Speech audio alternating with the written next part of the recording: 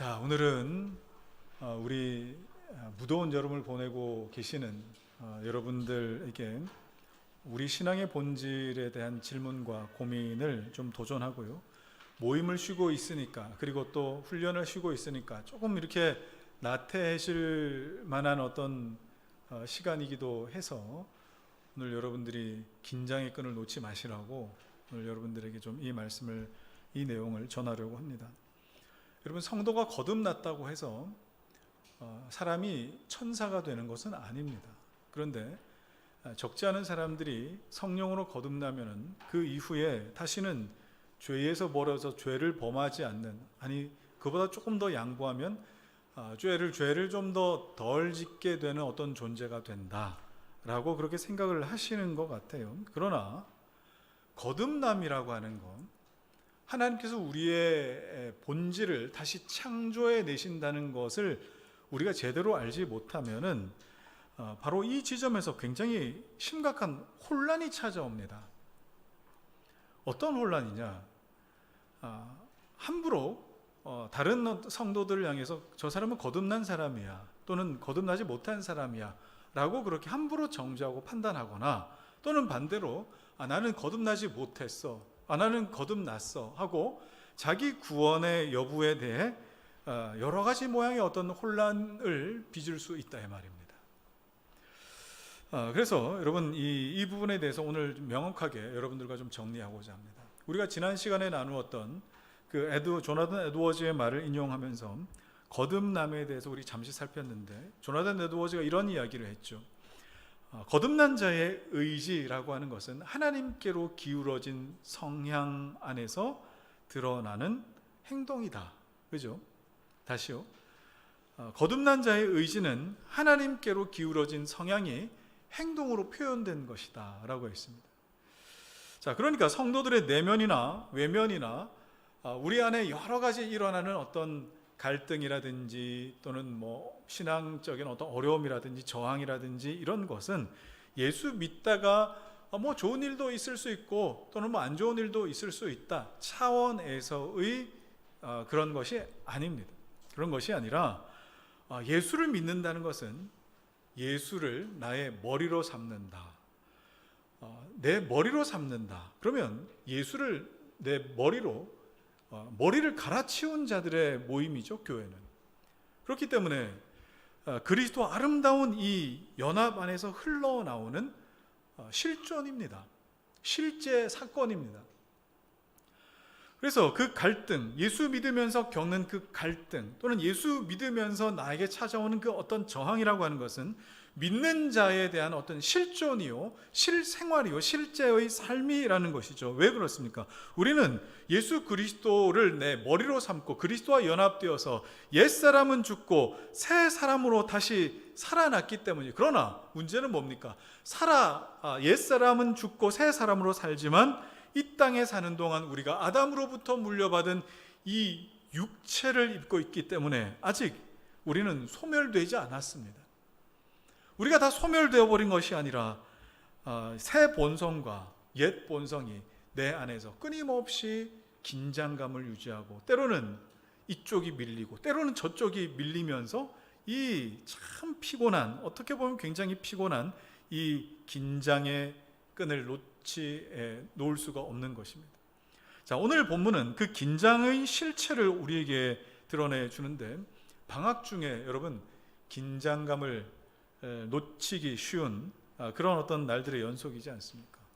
그래서 오늘 제가 여러분들에게 이런 시간을 보내고 있는 여러분들에게 고민할 거리를 좀 던지고 생각하고, 그리고 또 마음에 질문해야 될 것들을 여러분들에게 좀 던지려고 합니다. 성경에 보면 거듭나자마자 그 삶이 굉장히 드라마틱하게 그리고 굉장히 급진적으로 바뀌는 그런 사람들이 있습니다. 대표적인 사람이 누구죠? 바울이 있습니다. 바울. 그런데 이렇게 바울 이외에 또 여러 사람들이 있습니다. 특별히 예수님을 만난 이후에 그 자리에서 바로 완전히 다른 인생이 되어버린 키 작은 삭개오 한번 생각해 보십시오. 삭개오. 그는요, 돈을 위해서라면 어떤 수단도 가리지 않고 돈을 긁어 모았던 사람입니다. 심지어 자기 동족의 혈세를 빨아먹으면서까지 수단과 방법을 가리지 않았던 사람이에요. 그런데 그런 그가 예수님 만난 그 자리에서 어떻게 바뀝니까? 누가복음 18장 19장 8절 말씀 읽겠습니다. 시작. 주여 보시옵소서, 내 소유의 절반을 가난한 자들에게 주겠사오며 만일 누구의 것을 속여 빼앗은 일이 있으면 내가 앞절이나 갚겠나이다. 여러분, 이 장면만 보면 우리가 쉽게 이렇게 결론 내릴 수 있어요. 아, 예수 믿으면 이렇게 사람이 바뀌는구나, 이렇게 드라마틱하게 완전히 다른 사람이 되는구나. 그러나 그렇지 않습니다. 삭개오의 회심이 보여주는 것은 사람이 예수 믿으면 이렇게 무조건 드라마틱하게 바뀌는구나가 아니라 사람이 할 수 없는 그 일을 하나님께서 하신다는 걸 보여주는 거예요. 사람이 할 수 없는 그 일, 그러니까 돈을 위해 살던 본성을 거스르기 시작했다. 돈을 위해 살던 그 본성을 창조주이신 분이 새로운 본성으로 만드셔서 그 본성에 저항할 수 있게 되었다라는 거죠. 지금 그걸 이야기하고 싶은 거예요. 그런데 문제는 모든 사람에게 이 삭개오처럼 선명한 변화가 나타나는 것이 아니라는 것에 있습니다. 물론 이렇게 예수 만나고 그 자리에서 새로운 세상이 펼쳐지고 대단한 어떤 삶을 살아가는 그런 분들도 계시겠지만 여러분들 중에는 아닌 분들도 많으실 거예요. 어떤 사람에게는 희미하게 나타나고 어떤 사람은 선명하게 나타납니다. 분명 거듭났음에도 불구하고 영적으로 침체되어 있는 사람은 마치 거듭나지 않은 사람처럼, 중생하지 않은 사람처럼 행동하거나 또는 그렇게 결정하는 일들이 있습니다. 반대로 거듭나지 않았음에도 불구하고 옆에서 본 이 어떤 모습들이 다 예수 믿고 거듭난 사람들의 모습을 보니까 나도 저래야 되나 보다 하고 그냥 교육의 차원에서 학습의 효과로 그렇게 중생한 사람처럼 행동하는 자들도 있더라는 거예요. 그러니까 우리가 겉으로만 봐서는 이 사람이 정말 예수 그리스도로 말미암아 거듭난 사람인지 아닌지 판단할 수 없는 것이고 좀 더 본질적인 부분을 들여다봐야 된다는 거예요. 이 문제와 관련해서 우리가 살펴볼 또 한 사람이 있습니다. 바로 다윗이죠. 다윗은요, 여러분, 다윗이 경건할 때 하나님 앞에 하나님, 내가 전진하리까 전진해라, 공격하리까 공격해라, 이렇게까지 하나님 친히 말씀해 주실 만큼 그는 참 하나님과 경건하고 친밀함을 유지했었습니다. 그러나 다윗의 그 경건이 흔들리고 신앙이 나태해지니까 어떤 일이 일어났죠? 부하의 아내를 간음하고, 그리고 또 이 일이 들킬까봐 그 부하를 살인교사하는, 죽도록 살인교사하고 이 일을 감추려고 거짓말까지 그렇게 해버렸습니다. 여러분, 이 장면만 딱 떼놓고 본다면 이 사람을 일컬어서 어떻게 거듭난 사람이라고 부를 수 있겠어요? 어떻게 성령으로 새로운 성품을 가진 사람이라고 할 수 있겠어요? 정말 몹쓸 사람이죠. 세상에 이런 사람도 없을 만큼 몹쓸 사람 아닙니까? 그러나 우리가 반드시 알아야 될 사실이 있습니다. 우리의 경건이 무너지면 아무리 중생한 그리스도인이라 할지라도 자연인 못지않게 악해질 수 있다는 사실이에요. 이것이 우리를 굉장히 혼란스럽게 만드는 지점입니다. 예수님의 제자 베드로도 마찬가지잖아요. 예수님께서 요한복음 13장 10절에 제자들에게 다 이렇게 말씀하셨습니다. 이미 목욕한 자는 발밖에 씻을 필요가 없느니라. 이 말이 무슨 말입니까? 너희들은 이미 다 거듭난 자들이다, 중생한 자들이다 라고 그렇게 선언해 주셨던 겁니다. 그런데 이 선언 이후에 조금 더 지나고 나서 어떻게 됩니까? 몇 시간 뒤에 베드로는 닭이 3번 울기 전에 예수님 부인합니다. 그리고 그 마지막 부인할 때는 예수님을 저주하면서까지 부인했는데 예수님이 쳐다보고 계시는 그 자리에서 예수님 저주하고 부인했어요. 이런 모습을 볼 때마다 우리는 혼란스럽잖아요. 아니, 거듭난 사람인데, 중생을 경험한 사람인데 어떻게 저럴 수 있을까? 거듭났다면서 어떻게 저럴 수 있을까? 아니, 거듭났다는 목사님들이 일제시대에 어떻게 신사참배할 수 있을까? 어떻게 주의 종이 저런 실수를 할 수 있을까? 우리는 이 지점에서 굉장히 혼란스럽죠. 바로 이 부분에 대해 답을 주는 것이 오늘 로마서 7장 오늘 본문입니다. 바울이 21절에 이렇게 시작하죠. 내가 한 법을 깨달았습니다. 여기서 한 법이라고 표현을 했습니다만 헬라어에 보면은 톤 모논이라고 표현합니다. 톤 노몬, 그러니까 그 법, 정관사를 붙여서 the law라고 해야 마땅합니다.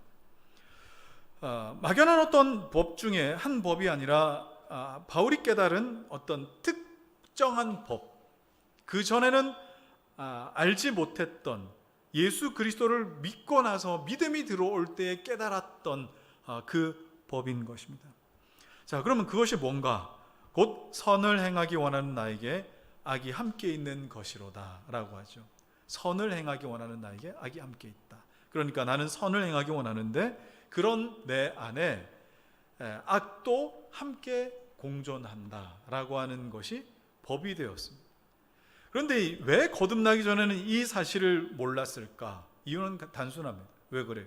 거듭나기 전에는 선을 행하기 원하는 마음 자체가 내 안에 없었거든요. 선을 행하기 원하는 마음이 있어야만 비로소 보이는 법이에요. 빛도 마찬가지지 않습니까? 여러분, 어둠 속에서는 그림자가 보이질 않죠. 빛이 비치고 빛이 선명하게 비치면 비칠수록 더 그림자는 짙게 보이게 되는 것입니다. 마치 그런 것과 같습니다. 자, 여기서 바울이 선과 악에 대해 굉장히 독특한 표현을 쓰는데, 먼저 선을 행하기 원하는 그 실체를 나라고 그렇게 표현합니다. 그러니까 선을 행하기 원하는 나, 인격적인 표현이죠. 이 인격체로 표현했습니다. 나는 선을 행하기 원하는 나입니다. 그런데 악은 어때요? 악을 행하기 원하는 나도 있습니다가 아니에요. 어떻게 표현합니까? 함께 있는 악이라 그랬어요. 악이 함께 있다. 그러면 여러분, 이 두 가지 구별은 좀 하셔야 됩니다. 선을 행하기 원하는 주체는 나인데 악은 뭡니까? 내 속에서 하나의 또 다른 성향으로 함께 공존하고 있더라는 거예요. 악을 행하기 원하는 나가 아니에요. 자, 그러면 이 구분을 염두에 두면 여러분 알 수 있는 사실이 있죠. 그게 뭡니까? 거듭나기 전에는 인격적 존재로서 나와 성향으로서의 악이 서로 구분되지 않더라는 거예요. 이게 무슨 말인지 아시겠어요? 인격적 존재로서의 나, 그리고 그 안에 성향으로서 갖고 있는 그 악이 서로 구분되지 못해요. 왜 그렇습니까? 그때는 내 속에 선을 행하려고 하는 마음이 전혀 없었기 때문에. 나라고 하는 존재, 나라고 하는 내 자아 전체, 인격체 전체가 다 악이었기 때문에 악이 함께 있다라고 하는 것이 별로 의미가 없어요. 그냥 물에 물 부은 것과 마찬가지인 거예요. 그래서 나와 그 속에 악한 성향을 따로 떼어 인식할 수가 없었던 겁니다. 그런데 예수를 믿고 난 이후에 달라지는 것이 있습니다. 그게 뭡니까? 이게 굉장히 중요한 사실이에요. 굉장히 중요한 사실. 오늘 이 말씀만큼 여러분 꼭 기억하셔야 돼요. 선을 행하기 원하는 내가 있느냐 없느냐. 여러분은 여러분을 인식할 때 어떻게 인식합니까? 여러분은 누구이십니까? 여러분 도대체 누구이십니까? 선을 행하기 원하는 나이십니까? 아니면 그것과 상관없이 살아도 아무렇지도 않을 나이십니까? 여러분은 도대체 누구이십니까? 선을 행하기 원하는 내가 있느냐 없느냐라고 하는 것은 내가 거듭난 자인가 아닌가를 식별할 수 있는 굉장히 핵심적인 시금석이 됩니다.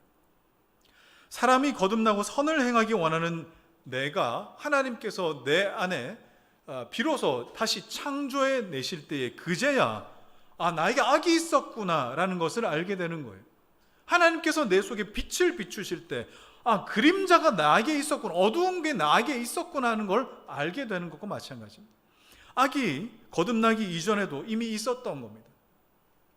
다만 거듭나기 이전에는 자신이 악한 존재라는 것 자체를 몰랐던 것뿐이죠. 그래서 바울이 하나님을 더 가까이 하고 선을 원하는 마음이 나에게 더 충만해지면 충만해질수록 뭘 발견하죠? 디모데전서 1장 15절 말씀처럼 나는 죄인 중에 괴수다. 하나님의 은혜를 더 깊이 알면 알수록 자기는 죄덩어리라는 것밖에 남질 않는 거예요. 자기 속에 선한 것이 전혀 없다는 걸 알게 됩니다. 그렇다고 그 사람을 악한 사람이라고 봅니까? 아니에요. 선을 행하고자 하는 의욕이 왕성해지기 때문에 오히려 그 반대급부로 악의 실체가 더 선명하게 드러나는 이 굉장히 역설적인 것이 내 안에서 동시에 일어나는 겁니다. 이게 거듭난 자에게 나타나는 특징이에요. 반대로 선을 행하고자 하는 의욕이 없는 사람, 나는 선을 행하고자 한다라고 하는 자기 인식이 없는 사람에게는 악의 실체도 잘 보이지 않습니다. 내가 뭐 이렇게 사는 게 뭐 어때서 그냥 미지근한 물에 조금 더 뜨거운 물 타거나 조금 덜 뜨거운 물 타는 것 정도, 그 정도를 넘어서지를 못합니다. 그래봐야 미지근 사람인 거죠. 그래서 거듭나지 않은 사람의 두드러진 특징이 뭡니까? 남의 허물을 기가 막히게 잘 본다는. 왜 그래요? 나를 못 보니까 그래요. 나를 볼 수 있는 기능이 없으니까 다른 사람의 틀린 것, 허물을 잘 보죠. 여기서 하나의 질문이 생깁니다. 좋습니다. 거듭난 사람은 오늘 말씀처럼 선을 행하기 원하는 나라고 하는데, 그러면 선이 뭡니까? 나름대로 나 교통법규도 잘 지키고요. 그리고 또 세금 밀리지 않고 꼬박꼬박 내고요. 그리고 조금 허물은 있어도 그렇게 남 해코지하지 않고 그렇게 사는데 이것도 선하다고 할 수 있는 거 아닙니까? 그런 사람들 많죠, 그죠? 이 사회에, 이 세상에 그런 사람들 많습니다. 그러나 여기서 더 본질적인 문제는 정말 설령 흠이 없이 정말 도덕 군자와 같은 삶을 산다 할지라도 그 선이 바울이 말하는 그 선과 같은 선이 아니라는 사실이에요. 이걸 같다고 보시면 안 됩니다. 바울이 말하는 선, 곧 거듭난 자에게 생겨나는 그 선을 행하고자 하는 그 열망, 그것은 인간 중심의 착한 행위가 아닙니다. 법을 지키는 어떤 준법 정신도 아닙니다. 그건 인간 중심적인 거예요. 바울이 말하는 선은 뭡니까? 바울이 말하는 선은 하나님 중심의 선, 곧 하나님을 영화롭게 하고 하나님을 기쁘시게 하고 마음을 다하고 뜻을 다하고 생명을 다하고 목숨을 다하고 힘을 다하여 하나님을 사랑하고자 하는 그 의욕을 가진 나인가라는 말입니다.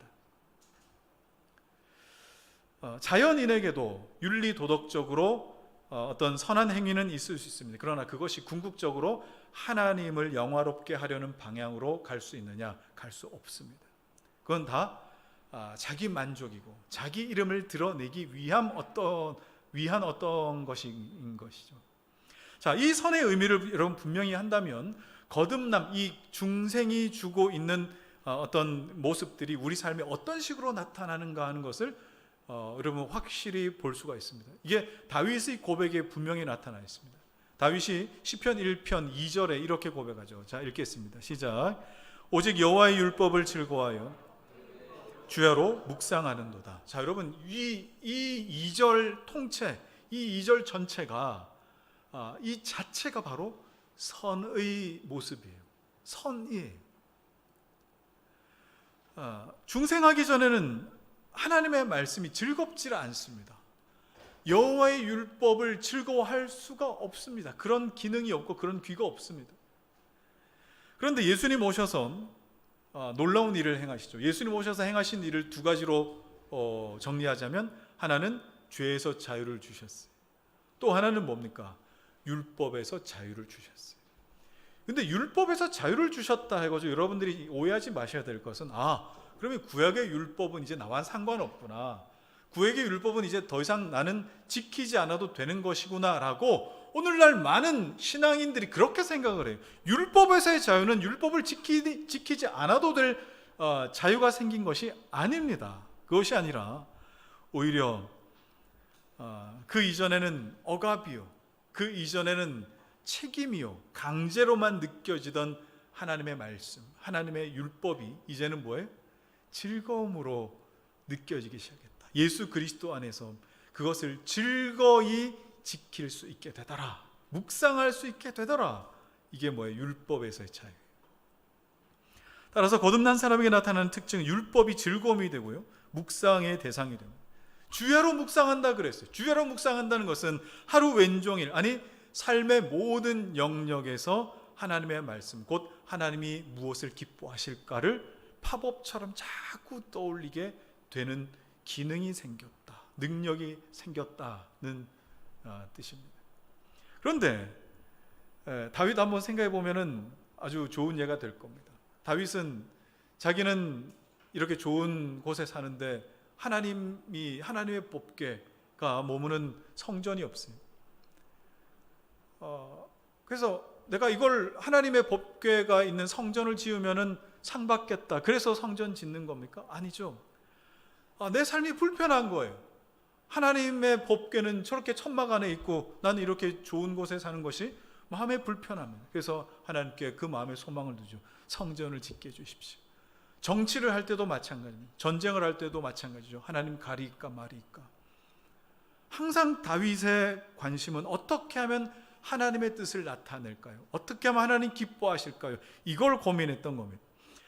어떤 특정한 율법 조항을 지켰기 때문이 아니라 마음 중심이 어때요? 항상 하나님을 기쁘시게 하고 영화롭게 하는 것, 이것이 바로 선이에요. 이게 바로 선이라고요. 우리가 앞서 살핀 삭개오 이야기, 그 삭개오 이야기가 나타나기 이전에 예수님이 먼저 만나신 사람이 있어요. 바로 앞에 나옵니다. 삭개오 이야기 바로 앞에, 바로 부자 청년의 이야기입니다.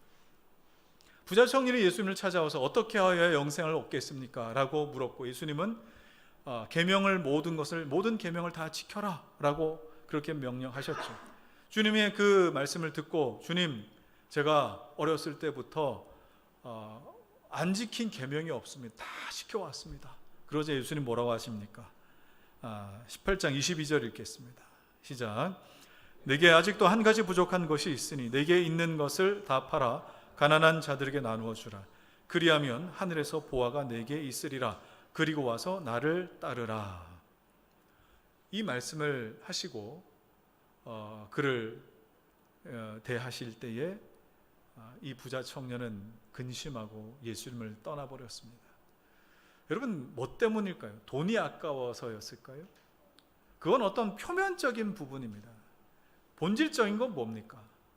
본질적인 것은 정말 이웃을 사랑함이라고 하는 그 계명, 율법이 나에게는 사랑의 차원이 아니라 의무의 차원이었기 때문에 더 이상 나에게 뭘 더하란 말인가로 받아들였던 것이죠.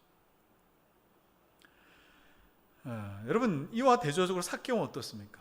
그의 마음 가운데, 예수님 만나자마자 그의 마음 가운데 하나님의 사랑이 부어졌습니다.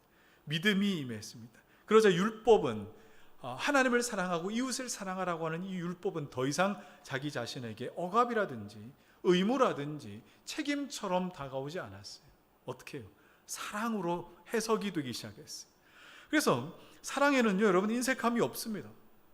예수님이 이웃들에게 내 재산의 절반을 나눠주고 횡령한 것이 있으면 4배나 갚아주고, 예수님 이렇게 다 명령하셨어요? 예수님 지시한 적도 없으십니다. 스스로 그렇게 하기로 했죠. 내 안에 하나님의 사랑이 부어졌으니까요. 삭개오에게 나타난 순종은 사랑이 없이는 결코 나타날 수 없는 그런 어떤 모습인 것입니다. 그래서 율법을 지킨다는 것 자체가 거듭났다 또는 거듭나지 않았다, 이걸 구별해 줄 수 있는 시금석이 될 수는 없습니다. 다만 어떤 마음으로 그 말씀을 대할 수 있느냐, 나는 그 말씀을 어떻게 대하느냐를 굉장히 우리는 눈여겨봐야 되겠습니다. 자연인은, 그러니까 하나님이 없는 사람은, 거듭나지 않은 사람은 요구되는 만큼만 딱 지킵니다. 그러나 하나님의 사랑이 부어진 사람은 거기서 더 온전히 지킬 수 없을까? 더 하나님의 기쁨이 되는 건 없을까? 그래서 더 나은 예배로 오늘 예배를 드릴 수는 없을까를 날마다 묻고 고민하게 되는 거예요. 헌금도 마찬가지죠. 여러분, 헌금 어떻게 하십니까? 딱 정한 어떤 여러분 안에 그 틀이 있으십니까? 여기까지만 나는 헌금하겠다. 여러분, 그걸 성경은 뭐라고 표현하죠? 그건 인색함이라고 했어요. 성경은 인색함으로 헌금하지 말라고 하셨어요. 인색함 속에는 사랑이라고 하는 것이 없습니다. 과부는 없는 중에 자신의 동전 2개를 드려 하나님께 사랑을 표현했습니다. 여러분이 헌금을 드릴 때, 여러분이 헌신하여 사역을 하고 섬길 때에 모든 것의 근간은 바로 이것이어야 됩니다. 사랑 없이 의무적으로 지키는 율법, 여러분 바울도 회심 전에 그랬죠. 사랑 없이 의무적으로 지킨 그 율법은 교회를 박해하고 하나님 나라 확장되는데 오히려 가로막는 것으로도 쓰임받았어요. 우리가 율법을 지킬 때 하나님 나라 유익이 되는 것은 오직 하나님의 사랑이 우리 마음에 부어질 때만 가능하다는 것을 여러분 기억하시기 바랍니다. 자, 여기서 우리 자신을 한번 돌아보셔야 되겠죠. 시편 1편의 다윗의 고백이라든지 아니면 삭개오의 이 아름다운 순종과 자발적 헌신이라든지 이런 모습이 오늘 여러분에게는 어떻게 비춰지십니까? 나에게는 어떻게 다가오시죠? 그건 특별한 종교심, 특별한 믿음을 가진 사람들이 특별하게 하나님 앞에 헌신하는 것이지, 평범한 나에게는 그렇게까지 하는 것은 낙타가 바늘기 들어가는 것보다 이건 힘든 일입니다. 그건 내 삶에는 불가능한 일입니다. 여러분 이렇게 딱 선을 그어놓고 계십니까? 이게 뭡니까? 내가 내 자신에게 인색해지는 거예요. 믿음이 있는 사람은 나는 지금 어떻게 살아가는가? 이걸 질문하게 될 것이고, 나에게 남은 날만큼 나도 다윗처럼 여호와의 율법을 즐거워할 수 있게 해주십시오. 그리고 삭개오처럼 누가 시키지도 않아도 하나님 나에게 있는 그 율법을 능히, 이만큼이 아니라 능히 더 지킬 수 있도록 하나님 붙들어 주십시오. 이건 여러분 신화 같은 이야기가 아닙니다. 무슨 누군가의 특별한 간증, 그 사람만 할 수 있는 어떤 거, 그런 것도 아니라 이 말이에요. 그런데 그런 것들을 들으면, 이런 걸 보면 이건 내 이야기일 수는 없고 그 사람만의 어떤 것, 이렇게 냉소하죠. 왜 그렇습니까? 자기 마음에 하나님의 사랑이 부어지지 않았기 때문에. 제자들이 예수님에게서 떠나간 청년의 모습을 보면서, 그리고 예수님께서 하신 그 말씀을 듣고 누가복음 18장 26절에 뭐라고 표현합니까? 예수님, 도대체 그럼 누가 구원받을 수 있겠습니까? 나타난 현상, 자기의 재산을 다 팔아라고 그렇게 했으니까 나타난 현상만을 가지고 제자들은 누가 그럼 구원받을 수 있겠느냐라고 했던 것이죠. 여러분, 나타난 현상이 아니라 내 안에 그만한 하나님의 넘치는 사랑이 있느냐에 대한 부분. 여러분 여기서 오해하지 마셔야 될 것은 삭개오처럼 순종해야 구원받는다, 다윗처럼 살아야 구원받는다, 그런 어떤 이야기가 아니죠. 우리 마음속에 나도 다윗처럼 그런 어떤 삶이 소망이 된다, 이 삭개오처럼 정말 내 어떤 소유, 내 소유도 능히 하나님 원하시면 기쁨으로 이 내 본성을 거슬러서 그렇게 살아가보고 싶다. 여러분 이 마음이 있느냐 없느냐의 문제인 거예요. 그걸 하느냐 마느냐의 문제가 아니라 그 마음을 가진 내가 있느냐 없느냐, 선을 행하는 내가 있느냐 없느냐의 문제라니. 그래서 여러분 정직하게 답하십시오. 정말 그런 인생이고 싶으신지 물으시라 이 말이에요. 그럼 이렇게 질문하고 싶죠. 목사님 꼭 그렇게까지 살아야 됩니까? 그렇게 안 해도 구원받지 않습니까? 물론 이건 구원이 행위로 받는 것이 아니기 때문에 그 말 자체가 틀린 것은 아닙니다. 그러나 구원받은 사람은 반드시 그런 삶을 사모하게 됩니다. 다윗에게 부어진 그 사랑이 내 속에 임했을 때 하나님, 나도 다윗처럼 주의 말씀을 주야로 즐거워하며 묵상할 수 있게 해주십시오. 순간순간 그냥 자꾸 잊어버리는 그런 말씀이 아니라 하나님의 말씀이 툭툭 튀어나오는, 정말 어느새 어느 때 나도 알지 못하는 사이 주의 말씀이 내 앞에 찾아와 있는 그런 인생이 되게 해주십시오. 그런 마음이 들어야 되지 않겠어요? 그것이 여러분 같은 성령을 소유한 사람에게 나타나는 고백인 것입니다. 그래서 무엇을 했느냐 보다 어떤 마음을 품고 있느냐, 나는 누구냐라는 것을 여러분들이 정직하게 물으시기 바랍니다. 그런데 우리가 참 어려워하는 지점이 어떤 점입니까? 우리가 분명히 예수를 믿었음에도 불구하고 정말 마음을 다해, 뜻을 다해, 목숨을 다해, 힘을 다해 하나님을 사랑하면서 한 주, 아니 하루를 다 살아내지 못한다는 데 있어요. 나는 도대체 어떻게 된 인간인가? 방학이 게으를 기회를 제공해 주는 것처럼, 마치 방학이 성경을 보지 않을 기회로 목사님이 허락해 준 것처럼 혹시 그렇게 받아들이시는 분 계십니까? 그렇게 받아들이는 분이 계시다면 여러분, 나는 도대체 어떤 인간인가? 도대체 하나님의 말씀을 틈만 나면은 안 읽으려고 하는 나는 도대체 누구인가? 그래서 여러분, 마음을 다해 하나님을 정말 충만하게 사랑하다가 이 자리에 오신 분이 그렇게 많지는 않으실 거예요. 그러나 중요한 것은 여러분이 실패했느냐 성공했느냐가 아니에요. 그게 아니라 우리 마음의 방향이 정말 그 자리를 향하고 있는가, 정말 그걸 내가 원하는가. 자, 이 부분을 우리가 참고할 때 여러분이 꼭 아셔야 될 정말 중요한 개념 하나가 있습니다. 그게 뭐냐? 구약 성경에 나오는 도피성 개념이에요. 여호수아와 민수기에 보면 도피성이라는 것이 나옵니다. 도피성이 뭡니까? 사람이 고의로 죄를 살인하거나 이렇게 흉악한 일에 연루되었을 때에 그 도피성에 들어가면은 대제사장이 죽을 때까지 그 성에서 안전하게 보호받다가 대제사장이 죽으면 거기에서 나와도 해를 당하지 않는 그 법이 도피성 법이에요. 그런데 이 도피성을 통해서 세 부류의 사람을 생각해 볼 수 있습니다. 먼저는 뭐냐? 첫 번째는 고의로 살인한 사람이에요. 고의로 살인한 사람. 원망과 원한 맺혀서 고의로 살인한 사람. 그런데 여러분, 고의로 살인한 사람은 내가 도피성에 들어가도 그러면 기본적으로 도피성에 출입이 안 됩니다. 고의로 살인한 사람. 그리고 들어갔다 해도 그냥 받아주는 것이 아니라 어떤 연유로 왔는지 신문하는 과정 가운데 고의로 살인한 것이 드러나면 다시 내쫓아냅니다. 다시 나가야 된다고요.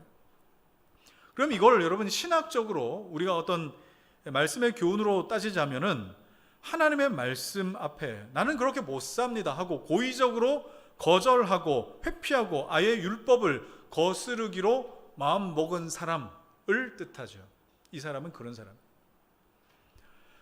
그래서 이런 사람은 정말 하나님의 말씀과는 상관없이 내 의지적으로 하나님의 말씀을 거스르려고 하는 그런 본성이 있습니다. 자, 두 번째로 실수로 살인해서 우발적으로 그렇게 살인에 동참하게 된 그런 사람인데 그렇게 도피성으로 피한 자가 되겠죠. 자, 이런 사람은 하나님의 말씀을 들을 때마다 어떤 마음이 들겠습니까? 내가 그때 실수만 안 했더라면, 내가 그때 하나님 말씀을 지켰더라면, 이런 여러 가지 이 감정들이 들 겁니다. 그런데 이게 언제 자꾸 떠올려지죠? 하나님의 말씀을 들을 때. 하나님의 말씀을 들으면 내가 그때 그렇게 살았어야 되는데 나는 왜 그렇게 했을까? 왜 그런 결정을 했을까? 그리고 지금 왜 이러고 있을까? 라고 하는 그 괴로움 가운데에 주의 이름을 부르게 되는 겁니다. 하나님, 이런 나를 용서해 주십시오. 긍휼히 여겨 주십시오. 그죠? 우리가 매일 연약함 가운데 넘어지고 죄를 짓고 또 쓰러질 때마다 하나님 말씀을 듣고 설교 가운데 찔림을 받는 것이 바로 그 자리입니다. 바로 이 자리가, 지금 이 자리가 여러분 그 자리라고요. 여러분, 말씀을 듣고 찔리는 것 지극히 정상적인 겁니다. 문제는 그 찔림을 견디지 못해서 뛰쳐나가 버리거나 아니면 그리스도를 더 붙들거나 둘 중에 하나인 것이죠. 그래서 도피성에 우발적으로 살인을 해서 도피성에 들어간 자를 이 두 부류로 나눌 수 있습니다. 어떻게 해요? 대제사장이 죽을 때까지 인내하지 못하고 스스로 뛰쳐나가버리는 사람이거나 아니면 끝까지 인내하면서 대제사장의 죽음까지 자기 자신의 어떤 모습을 주님의 은혜를 구하면서 기다리거나 이 둘로 나눌 수 있을 것입니다. 그런데 그렇게 자기의 어떤 것에 못 이겨서 뛰쳐나가 버리면 어떻게 되죠? 복수자가 기다리고 있죠. 그건 용서받지 못하거든요. 그래서 복수자에게 죽임을 당합니다. 신학적으로는 영원한 멸망인 겁니다. 교회 안에 머물러 있다가 어떻습니까? 도저히 말씀이 나에게 해소되지가 않아서 그 말씀이 너무 괴로워서 내 성질에 못 이겨서 뛰쳐나가 버려요. 그러면 어떻게 된다고요? 영원한 멸망이라는 거예요. 반면에 똑같이 죄인이고 똑같이 죄로 인해 고통과 탄식을 겪으면서도 끝까지 주님의 이름 부르면서 하나님의 긍휼히 여기심을 구하면서 구하고 찾고 두드리며 기다리는 사람이 있습니다. 이 차이가 바로 구원받은 신자와 그렇지 않은 자를 가르는 어떤 양태로 나타나요. 자, 이 세 부류를 여러분 머릿속에 구조화 한번 시켜보십시오. 이렇게 구조화됐다. 그러면 그 구조를 가지고 예수님이 씨 뿌리는 자의 비유, 네 가지 밭의 비유죠, 그죠? 그 네 가지 밭의 비유를 이렇게 겹쳐보면 정확하게 일치합니다.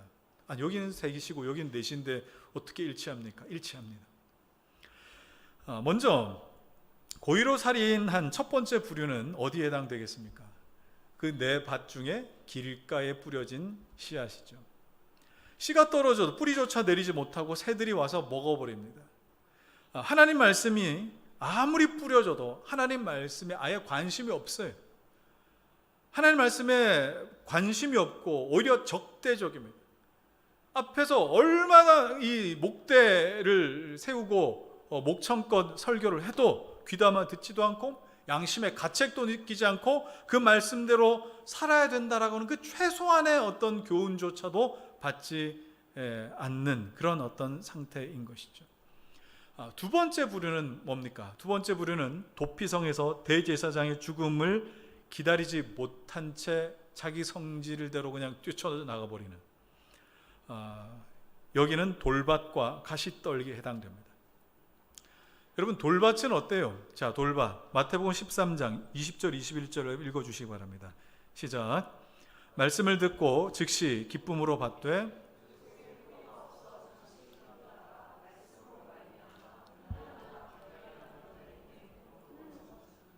자, 이 사람은 도피성에서 대제사장 죽음을 기다리지 못하고 자기 방식대로 살아가기로 선택하는 것과 같죠.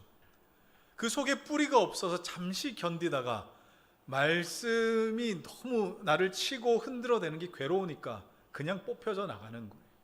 그럼 가시떨기에 떨어진 건 어떤 겁니까? 마태복음 13장 22절 말씀을 듣기는 하되 세상의 염려와 재물의 유혹에 말씀이 막혀 결실하지 못하는 자. 이 사람이 제가 볼 땐 제일 안타까운 것 같아요. 결실할 때까지 잘하긴 잘합니다. 그런데 문제는 뭡니까? 열매를 맺기 전에 이 세상의 방식이 여전히 나에게 남아있어서 그 방식에 휩쓸려 세상 밖으로 나가는 그런 어떤 모습. 이 역시 대제사장의 죽음까지 인내하지 못한 결과죠. 자, 마지막 도피성에서 끝까지 인내하며 기다리는 자는 좋은 땅에 해당됩니다. 자, 누가복음 8장 15절 말씀 읽겠습니다. 시작. 좋은 땅에 있는 자는 착하고 좋은 마음으로 말씀을 듣고 지키어 인내로 결실하는 자니라. 좋은 땅에 있는 자는 그냥 맺혀지는 게 아니고요. 열매가 말씀을 듣고 지키고 인내로 결실하는 겁니다. 대제사장이 죽는 그날까지, 예수 그리스도의 죽음을 붙드는 그날까지 인내하고 구하고 두리는 그 어떤 자리에서 하나님의 은혜를 누리는 것이죠. 자, 여기서 우리가 붙잡아야 될 진리가 있습니다. 그게 뭡니까? 율법의 교훈이 나에게 열매 맺는 그 심령은 그냥 내 의지로, 내 깡으로, 악으로 뭐 이렇게 버티는 그런 것이 아니라 하나님의 사랑이 부어졌을 때에 비로소 가능한 거예요. 힘으로도 되지 아니하고 능으로도 되지 아니하고 오직 나의 영으로 되느니라. 하나님의 사랑이 없으면, 하나님의 그 영이 없으면 결코 열매 맺을 수 없는 겁니다. 그런데 문제는 거듭나서 하나님의 사랑이 부어졌음에도 불구하고 내 속에 순종이 그렇게 쉽게 되지는 않더라는 거예요. 이게 참 문제죠. 원함은 있는데 삶이 그 앞에 즉각 따르는 연습과 훈련이 되질 않아요. 이건 필요한 겁니다. 그래서 우리에게 필요한 것이 뭡니까? 성령 충만이에요. 여러분에게 성령 충만은 무슨 어떤 특별한 능력을 발휘하라고 주어지는 것이 아닙니다.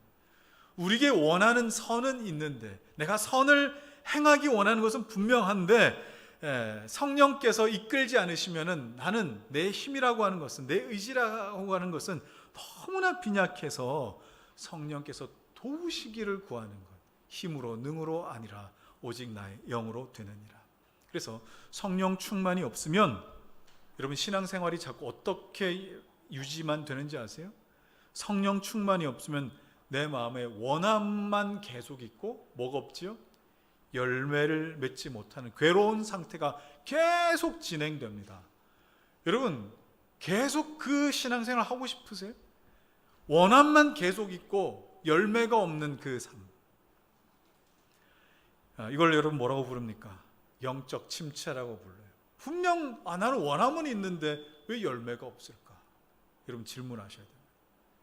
그래서 바울이 왜 순종이 안 되는지 우리에게 분명히 알려주지 않습니까? 왜 그래요? 자신에게 순종을 방해하는 악이 함께 있기 때문이라고, 이것이 한 법이라고 깨달았다는 거잖아요. 좋은 땅이라고 할지라도 뭐가 필요하다는 거예요? 착하고 좋은 마음으로 말씀을 듣고 지키고 인내하는 것이 필요하다. 그 과정을 거칠 수밖에 없는 이유가 바로 여기 있습니다. 악이 우리 가운데 있어 자꾸 열매 맺는 것을 방해하기 때문에. 만약에 악이 우리 가운데 없이 거듭나면 바로 그냥 천사처럼 변한다고 한다면 그냥 말씀을 듣고 인내하고 지키는 과정 없이 그냥 순종이 금방금방 될 거예요. 근데 그런 사람이 몇이나 되겠어요? 우리 가운데 악이 있다는 증거 아니겠습니까? 바울이 이 법을 깨달았습니다. 자신이 하나님의 말씀을 지키지 못하게 되는 그 원인을 알게 된 거예요.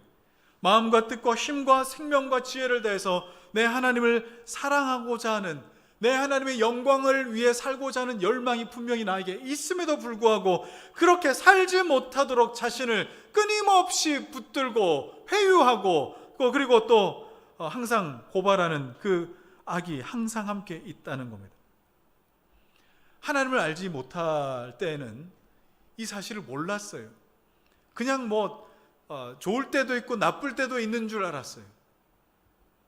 기껏해야 이건 내 기질의 문제겠다. 아니면 훈련을 내가 좀 덜 받아서 그렇다.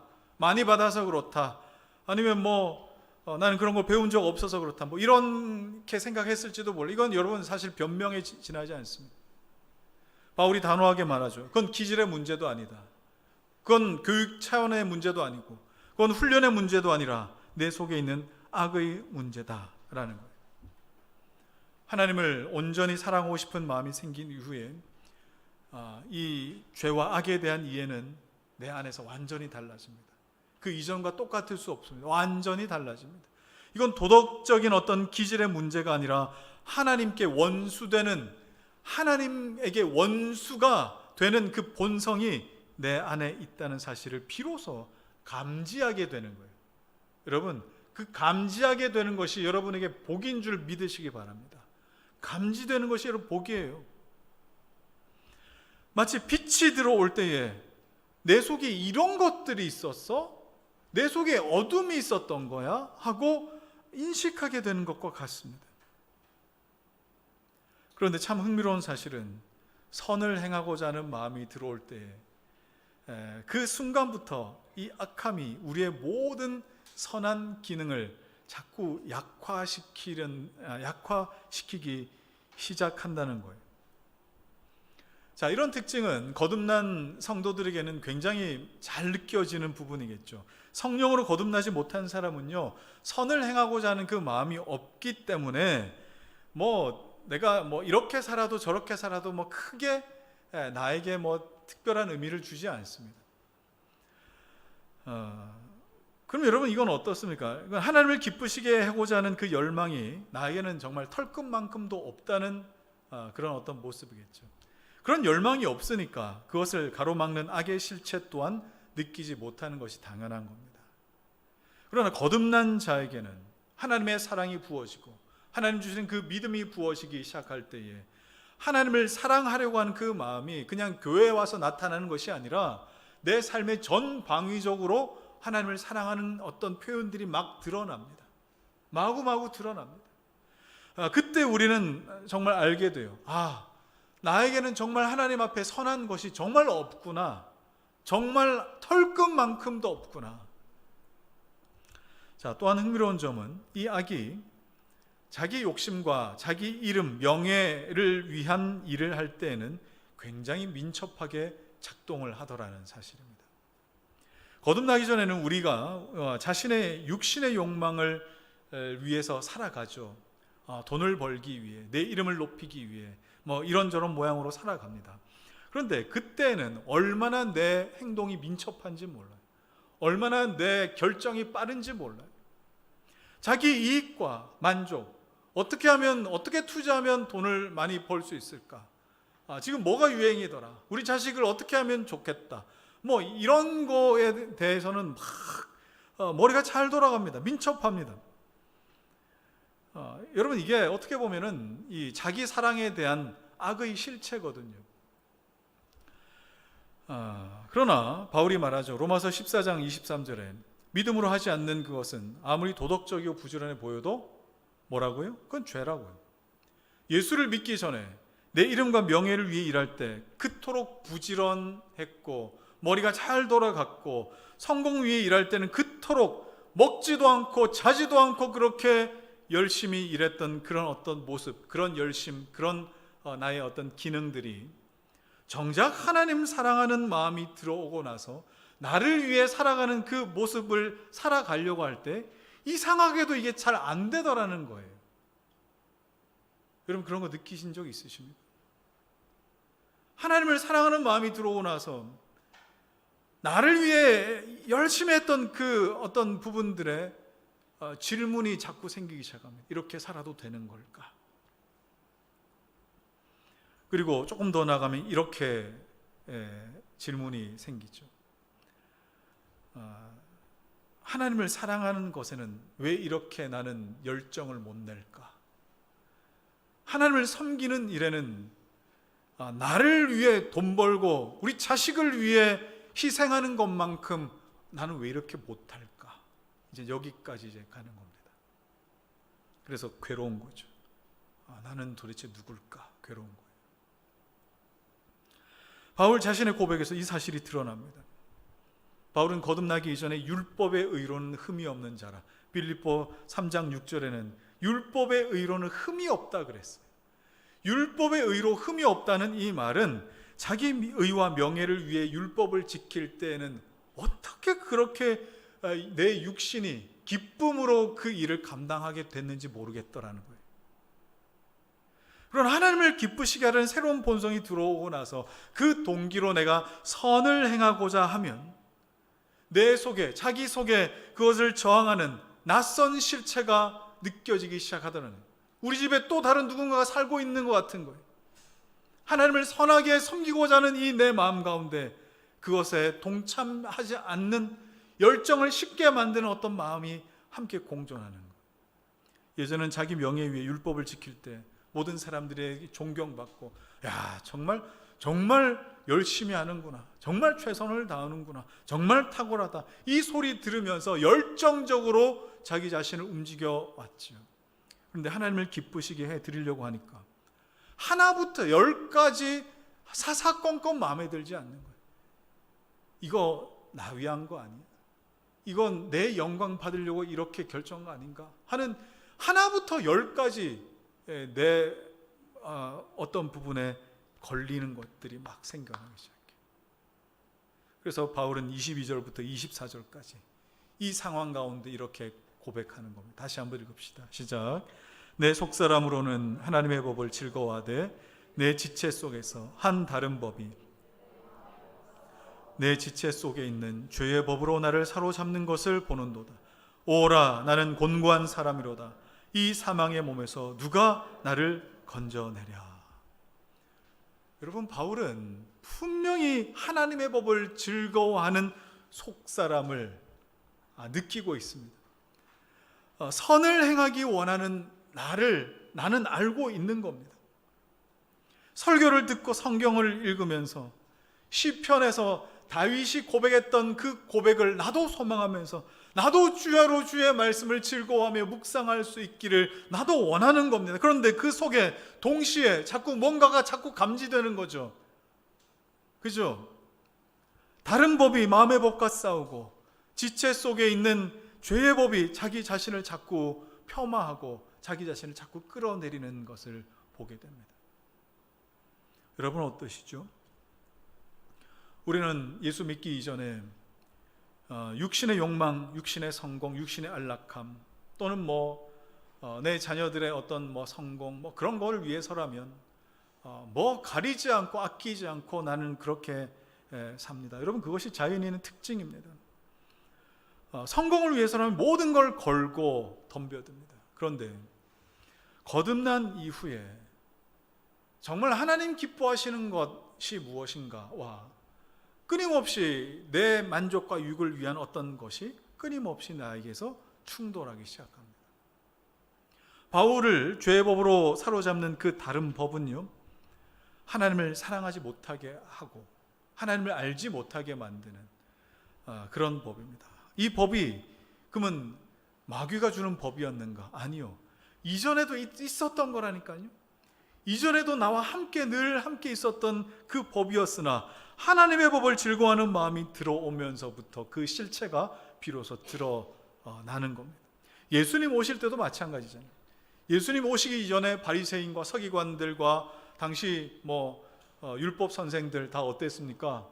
사람들에게 존경받고 그들이 그렇게 가르치면 사람들이 환호하고 그들이 긴 옷을 입고 다니면 정말 성전 문 앞에서 존경의 마음을 담아서 깊이 고개를 숙여 인사하는 그런 어떤 모습에 늘 존경받는 사람이었어요. 괜찮은 사람들이었다고. 근데 예수님이 오시고 그 속에 무엇이 있는가를 드러내실 때에 그건 너희들 만족을 위해서 그렇게 지킨 거 있잖아. 독사의 자식들아, 너희 아비는 마귀니라. 이런 식으로 예수님 몰아가시니까 자기 속에 있는 그 악한 모습들, 자기 만족을 위해, 욕심을 위해, 명예를 위해 지켰던 것들이 마구마구 드러나기 시작합니다. 그래서 예수님의 복음이 선포될 때에 그들이 보인 반응은 당신이 가르친 그 복음은 우리가 도저히 믿을 수가 없어. 믿어지지 않아서 거부한 것이 아니라 당신이어서 나는 거부할래 라는 거였습니다. 이런 일은 유대 사회에서만 일어난 일이 아니라 우리가 말씀 들을 때에 지금도 이 현장에서 일어날 수 있습니다. 당신이 목사라서 나는 안 듣겠다. 당신이 그리스도인이기 때문에 당신과 대화하는 것을 더 이상 진행하지 않겠다. 당신은 늘 입만 열면은 기독교 관련해서 뭔가를 자꾸 이야기하기 때문에 더 이상 나는 당신과 말을 섞기 싫다. 여러분, 예수님 우리 마음에 들어오시기 전에는 죄의 법이 우리를 늘 지배하고 있었는데 우린 전혀 알 방법이 없었습니다.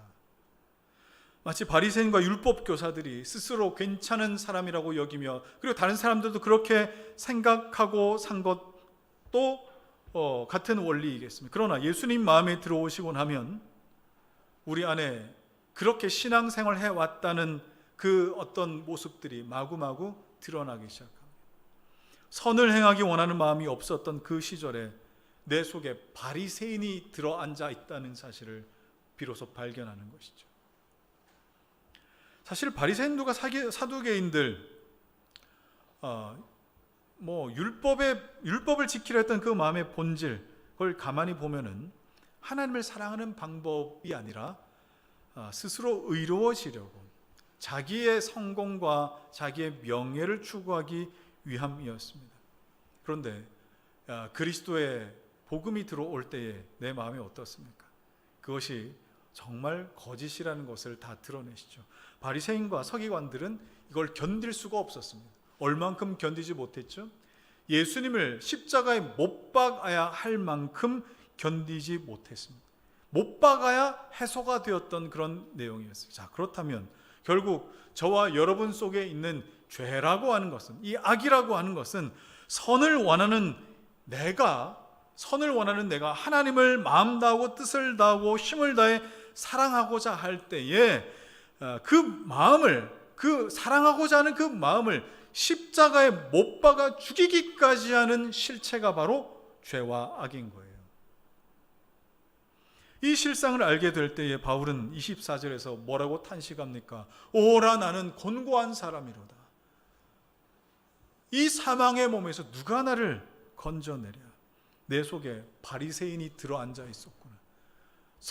사기관과 사두개인이 들어앉아 있었구나. 그러나 여러분, 이 탄식으로 바울의 고백이 끝나지 않아요. 너무 감사하게도 이 탄식에 이어 바울의 응답이 굉장히 놀랍습니다. 25절 읽겠습니다. 시작. 우리 주 예수 그리스도로 말미암아 하나님께 감사하리로다. 그런즉 내 자신이 마음으로는 하나님의 법을, 육신으로는 죄의 법을 섬기노라. 얼핏 보면 여러분 전혀 이해가 되지 않는 내용이. 왜 그래요? 24절까지에는 괴로움을 이야기하잖아요. 탄식하잖아요. 근데 갑자기 감사하리로다. 여러분, 이게 어떻게 감사한 일이 될 수 있을까?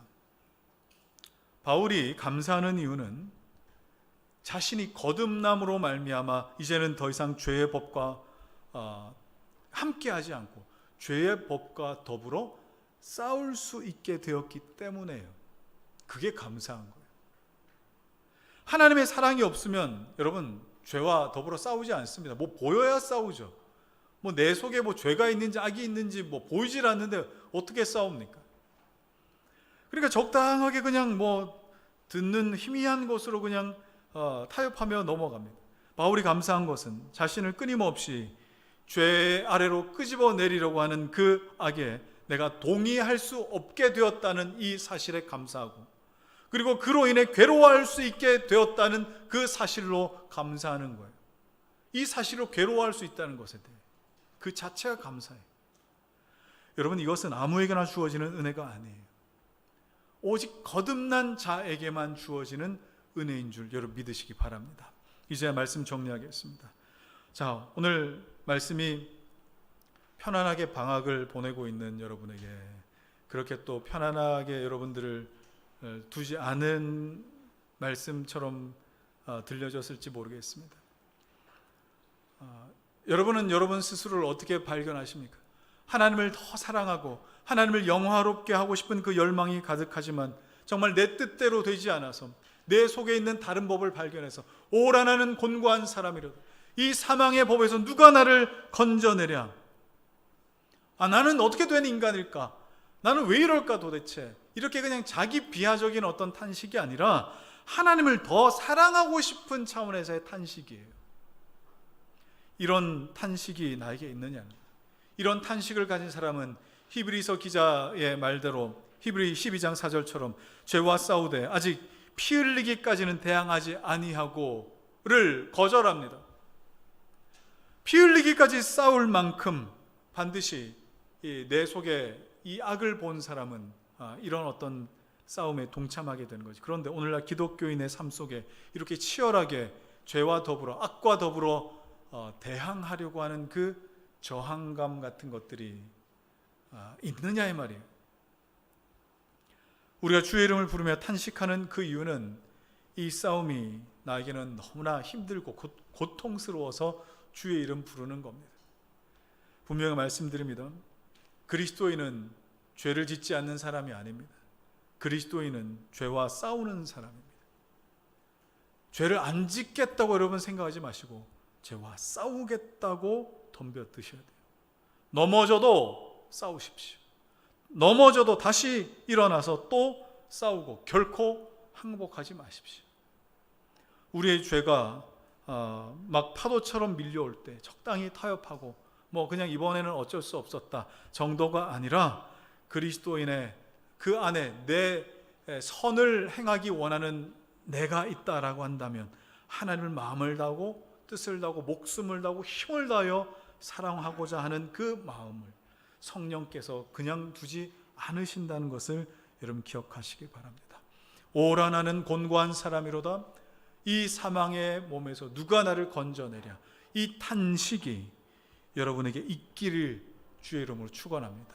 이 탄식이 죄와 더불어 싸우게 만드는 그런 은혜가 될 줄 믿습니다. 이 탄식이 이 길고 긴 이 우리의 인생을 살아갈 때 우리로 말미암아 잠들지 않게 하시는 그 은혜가 될 줄 여러분 믿으시기 바랍니다. 우리 함께 찬양하면서 오늘 들은 이 말씀 우리 하나님 앞에서 함께 고백하기를 원합니다. 어제와 다른 괴로움과 슬픔 깊은 탄식에 기도할 수 없고 처연한 내 안에 속사람은 선을 행하기 원하는 나에게 주를 보시만 말하지 못하네. 나를 악한 자로 보지 않고 나의 원통함 그 맘을 아시니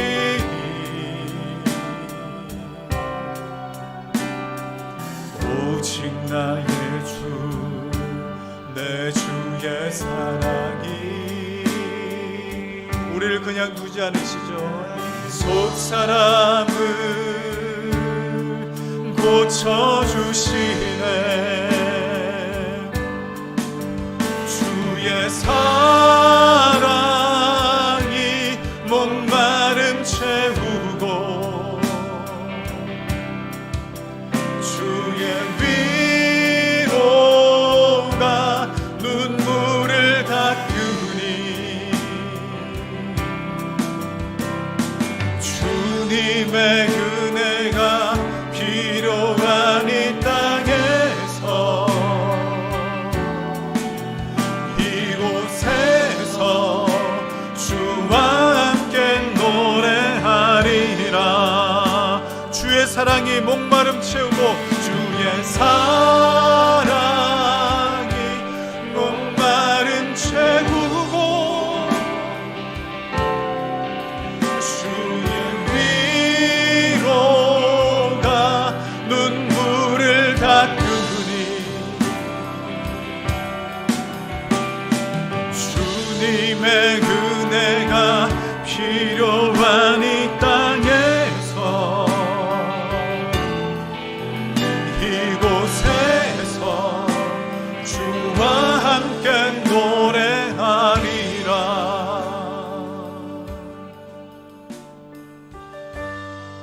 자, 여러분, 이 시간 우리 말씀 의지하면서 함께 기도하겠습니다. 우리가 신앙생활하다가 끊임없이 우리에게 요구되는 질문들이 있지 않습니까? 그래서 그것밖에 살지 못하느냐? 그래서 그렇게밖에 결정하지 못하느냐? 우리가 참 많은 부분에 여기에서 무너집니다. 그러나 오늘 훨씬 더 깊은 본질적이고 근본적인 질문을 오늘 말씀이 우리에게 던지지 않습니까? 선을 행하기 원하는 내가 있느냐? 나는 누구냐? 주님이 물으십니다. 선을 행하기 원하는 그런 사람이냐를 물으십니다. 선을 행하기 원할 때에 그런 나를 무너뜨리고자 하는 힘껏 저항하는 악이 함께 작용한다는 것도 여러분 기억하십시오. 빛이 더 환하게 비추면 그림자도 그것만큼 더 뚜렷하고 선명하게 나를 따라오는 것입니다. 오늘 이 시간 하나님, 내가 예수를 믿어 하나님 앞에 거듭난 자인지, 나는 그동안 내가 확신이 없었던 사람들, 오늘 말씀 가운데에 선을 행하기 원하는, 하나님을 영화롭게 하기 원하는 것이 내 속사람 가운데에 있는지 여러분 확인하면서 하나님 주시는 은혜로 성령의 충만함 가운데에 이 속사람의 강건함을 위해 여러분 기도하십시오. 너무 깊은 탄식에 기도할 수조차 없고 하나님 앞에 말할 수조차 없는 그런 형편은 놓여 있지만, 하나님 나를 그냥 이대로 두지 않으시고, 성령 하나님 나를 이대로 두지 않으시고, 주님 말씀 앞에 순종하여 열매 맺게 하신 그 은혜로 나오기까지 하실 때, 하나님 죄와 더불어 싸우며 내 속에 있는 악한 것을 내가 보지만 하나님 이대로 나를 그냥 끝낼 수 없습니다. 하나님, 내 안에 있는 그 생명의 성령의 법이 나를 사로잡게 하여 주시고 나를 다스리시고 하나님 기뻐하시는 삶으로 나를 이끌어 주시옵소서. 시간 주여 한번 부르면서 우리 합심하여 함께 기도하겠습니다. 주여, 할렐루야. 살아계신 아버지 하나님, 오늘도 아버지 하나님 주의 말씀 가운데 너는 누구냐 말씀하시는 그 하나님의 음성을 듣습니다.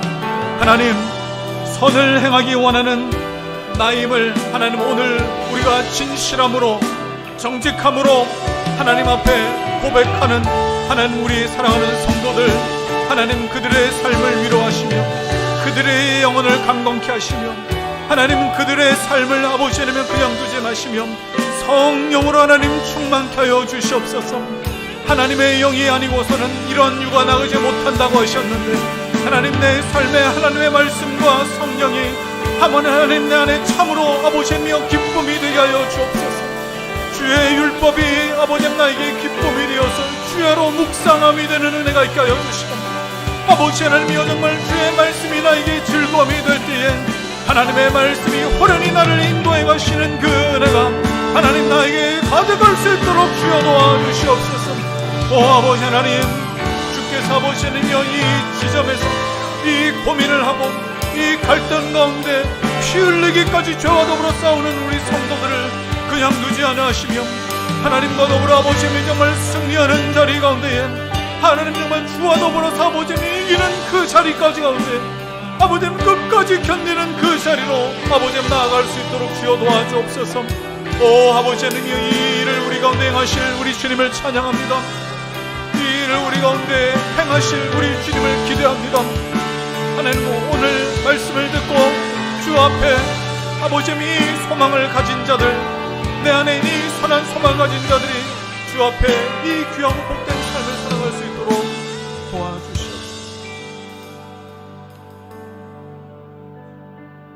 주님, 주의 말씀과 주의 사랑과 주의 믿음의 참빛이 우리 가운데 들어오실 때 내 속에 악이 함께 있는 것도 보게 됩니다. 오라 나는 곤고한 사람이로다. 이 사망의 몸에서 누가 나를 건져내랴. 그러나 우리가 여기서 끝내지 아니하고 그러므로 이제 그리스도 예수 안에 있는 자에게는 결코 정죄함이 없나니 이는 그리스도 예수 안에 있는 생명의 성령의 법이 죄와 사망의 법에서 너를 해방하였습니다.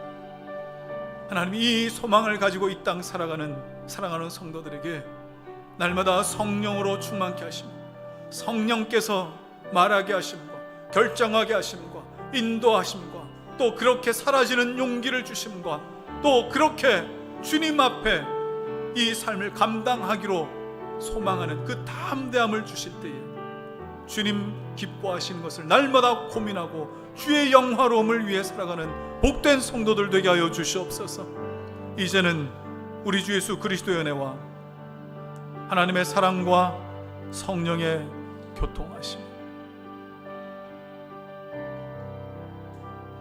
선을 행하기 원하는 나에게 악이 함께 있음을 고백하고 알며 그러나 여기서 머물지 아니하고 날마다 주와 함께 더불어 싸워 이기기로 소망하는 사랑하는 성도들 머리 위에 이들의 가정과 생업과 자녀들과 주의 몸된 교회 이제로부터 영원토록 함께 있을지어다. 아멘.